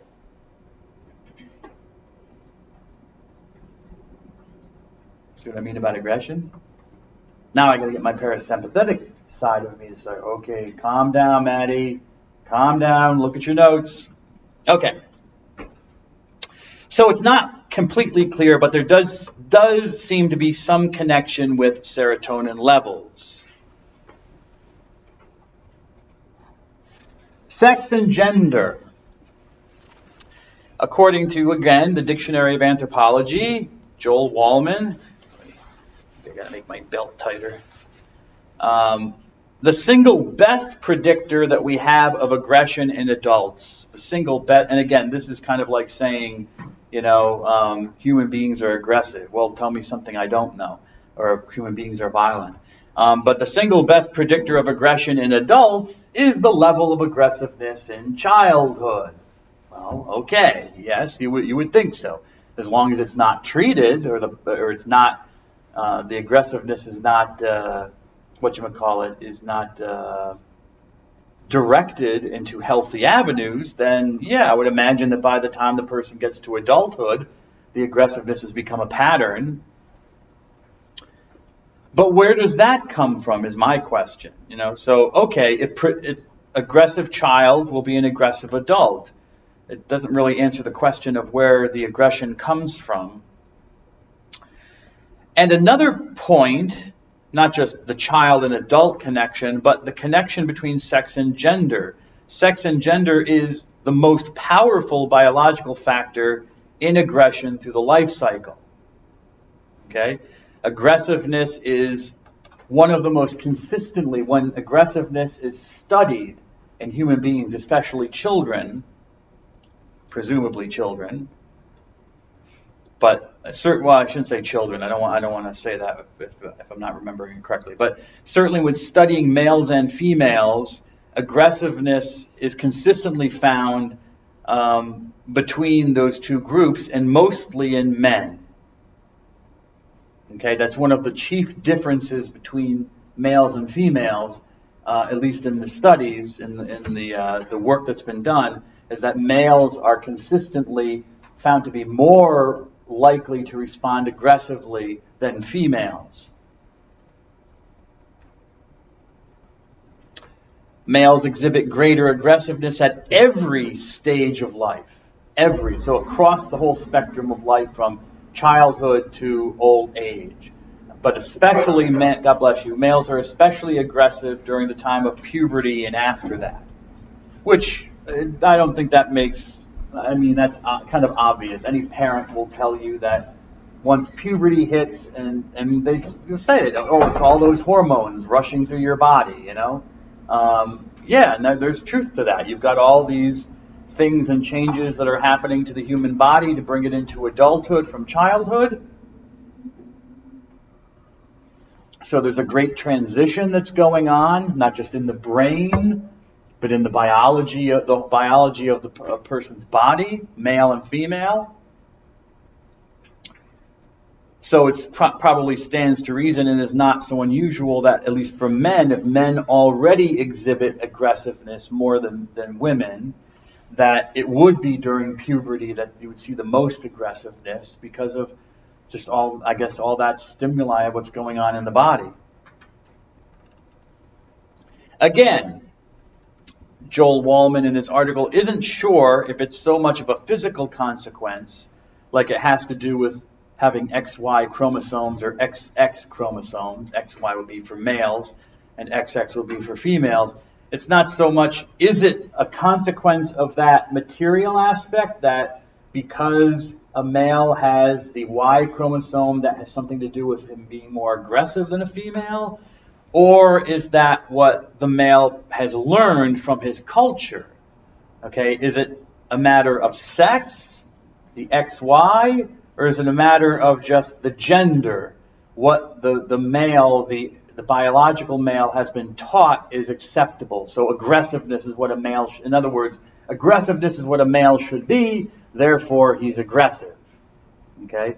Or is it due to nature? Is because the male is lacking that one little bit, so it's an XY that a female has, she has both the X's and the X's, the X and the X. Is it because that one little bit is missing from the male chromosome that a male is therefore naturally more aggressive? He's not sure. So these are organic questions, okay? And just to summarize, for Lawrence, it's organic because it is an innate drive. It's in our genetics. We have a genetic drive towards aggressiveness, which must be released every now and then. Then you have the autonomic nervous system where, if the autonomic nervous system is aroused, then it causes an aggressive reaction. This may be due to a lack of serotonin in the body, or it might be due to sex and gender, the biological sex that, males are born with XY chromosomes, and there might be some connection to their aggressive behavior that's consistently seen in research.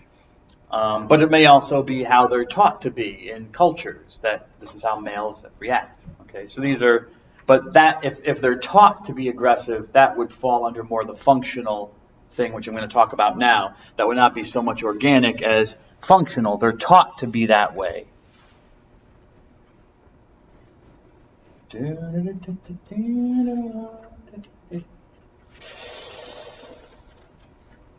Okay, when we talk about function as opposed to organic, whether it's built into our human nature to be aggressive, into our physical bodies, our brains and whatnot, when we talk about functional, we mean how we're taught to be.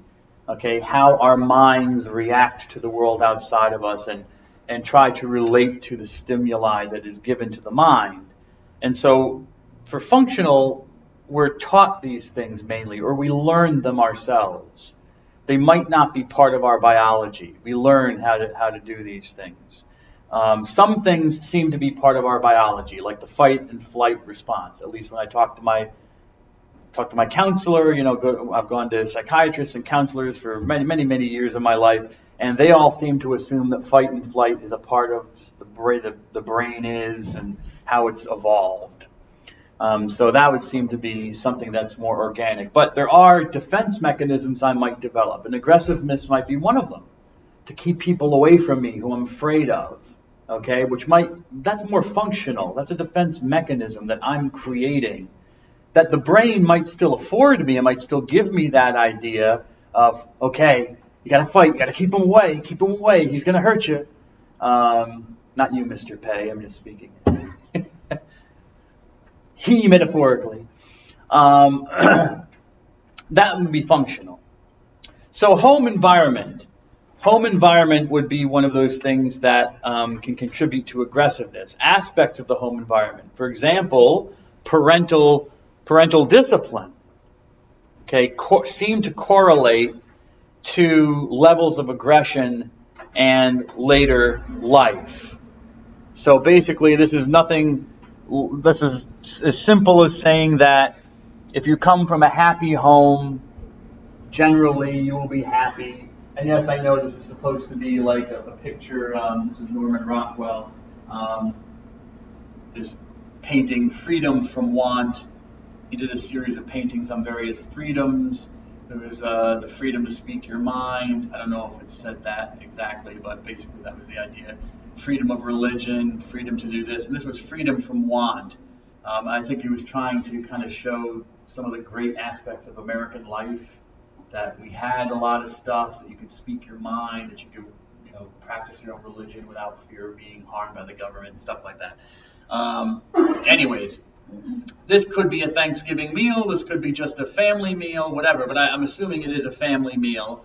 And just that they're all happy, they're all smiling, they're all happy to be together. And this is kind of cool that he has the one guy looking out at you, so you're now brought into the picture, you're there too. It's not just you're looking at all these people, none of them is looking at you except for, but this guy shows you that now you're part of the picture as well. So that's a nice little touch that Rockwell did with that painting. Anyway, so yeah, if you're in a happy environment with parents that love you and siblings that love you and tell you they love you, and where the reaction to a problem is not one of aggression, but is maybe of less something more positive and constructive, then yeah, that's probably going to affect how you decide to handle things.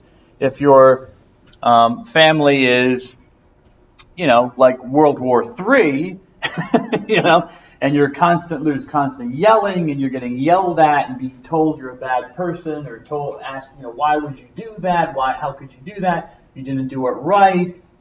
All these things, which are negative, you're responded to in regressive ways. Well, it stands to reason that you probably would have a higher level of aggression in later life. Maybe. There's a correlation here. There's not necessarily cause and effect. A person could turn out just fine. There might be other issues a person might have, like self-image and stuff like that. The person might not like himself or herself very much, or might be depressed, which those are not necessarily good things. But you might not necessarily be aggressive, but it is an indicator of future aggression. If you come from a family where there's harsh discipline, or the discipline is erratic, those are considered risk factors. Like if a parent, not that the parent, I don't think the problem is that the parent punishes the child, but goes too far in the punishment. The punishment is too excessive. It's aggressive.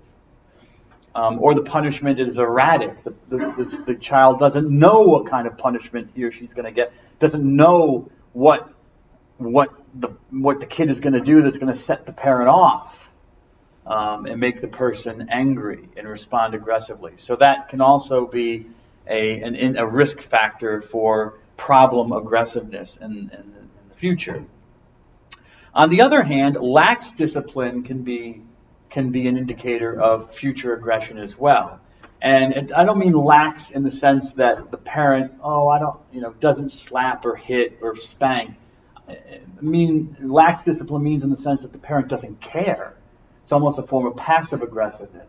I don't care about you enough to do anything. Figure it out on your own, Okay, yeah, Mr. Smith, your child has not turned in any homework assignments in the past month. What are we going to do about it? I don't know. Let her figure it out. She should figure it out. I have a job to do. I have a job to go to. I can't be. I don't care. Well, could you speak to your child? Yeah, I'll say something maybe. Never says anything. That also can be aggressive because the person doesn't feel. It's a lack of love. There's a lack of care there. Okay, and a person can respond angrily to that they weren't loved enough. I know that sounds kind of trite and also kind of pop psychology, but that enough love wasn't given. In some cases, too much love could be given, too much attention, with the harsh and the erratic punishment. I'm spanking you all the time because I love you. I don't want you to turn out to be a criminal, so I'll slap you and hit you and whatever. But on the other hand, no, I'm not going to do anything. I won't hit you or do anything because I don't care. And so that can also correlate to aggression later on in life. Harsh socialization, which means like hitting or slapping a kid, or doing harsh things towards a child to get the kid to fall in line, almost certainly precludes having a gentler adult. This is from, again, Joel Wallman in his article in the Dictionary of Anthropology. So that seems to be indicated. If a person is, physically, I'm not talking about physical abuse. We're not talking about physical abuse here. But if the person is aggressively treated, then it just seems that the person, himself or herself, responds aggressively in their own life as adults, not the reverse, more gently. I mean, sometimes you do hear that where people will say, well, I didn't want to be like my dad, or I didn't want to be like my mom, I didn't want to treat my kids that way. Okay, fine, but that seems to be the exception. 9 times out of 10, it seems to be the pattern just repeats itself. My mom or dad treated me this way, so what's your problem? I'm treating you the way I was treated.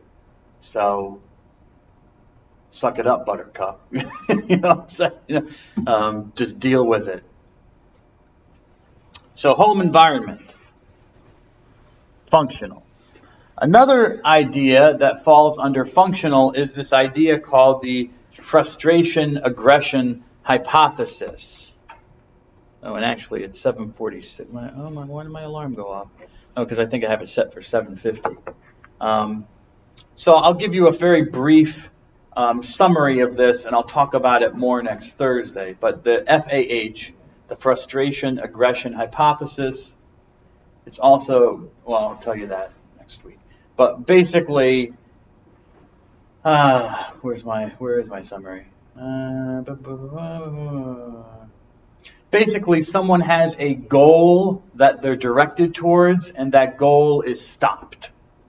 Okay? And the goal could be anything. It could be trying to find a significant other in your life. It could be, like a girlfriend, boyfriend, spouse. It could be trying to pass this course. It could be whatever. But you have a goal, and that goal is frustrated. Something gets in the way. And the response can be aggression. Not necessarily, but that can be where the aggression comes from. And that comes from this idea of frustration and aggression comes from these scientists, I'm saying they're scientists, but I don't know what exactly they were, if they were psychologists or sociologists or what they were, but they published this book in which they outlined their view. And I'll talk more about it next week. But basically it's goal frustration.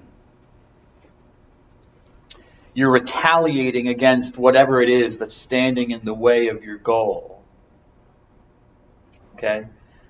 So your frustration becomes displaced. It can become displaced. Like sometimes you'll hear this, let's say someone can't find a job, a person, she can't find a job, and so she's maybe working part-time or something or whatever, but her goal is to get a job. And so she's really being frustrated for whatever reason. She can't get a full-time job. And then one day, her kid is pissing her off, ticking her off, making her angry, and she hauls off and she slaps the kid. She has an aggressive reaction to the child.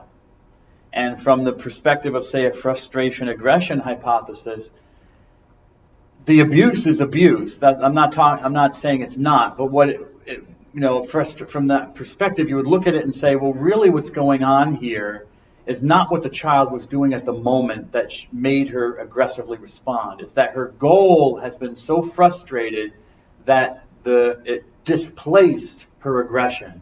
Her aggression should be directed at this goal which I cannot get. Instead it was displaced to my child who is really is making me annoyed, but instead of dealing with it as in an adult way, in a non-violent, non-aggressive way, I deal with it by hitting the kid in an aggressive way. So that would be my summary of frustration-aggression hypothesis. And let's see where that takes us. Okay, that's so important. Okay, so that's enough for now, and I will see you next Thursday. Have a good week. It is good to see you all. There's still some candy if you want some.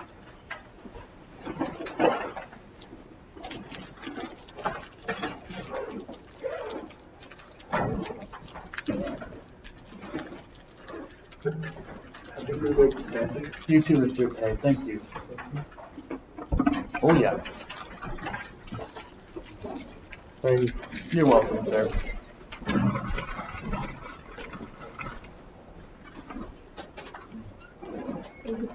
You're welcome. Thank you very much, Nathan. Thank you. You're welcome. However, You too, Miss Phyllis. Thank you. Thank you. Goodbye. You're welcome. Have a good Halloween, everybody. You're welcome. Enjoy your weekend. Oh, thank you. You too. See ya. You're welcome. Happy Halloween. You too. Happy Halloween. You too, Ms. O'Connor. Thank you. And let me stop this right now.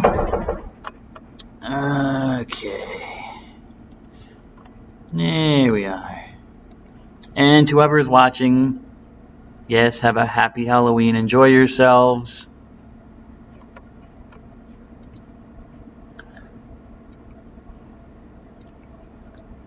And I'm going to turn this off.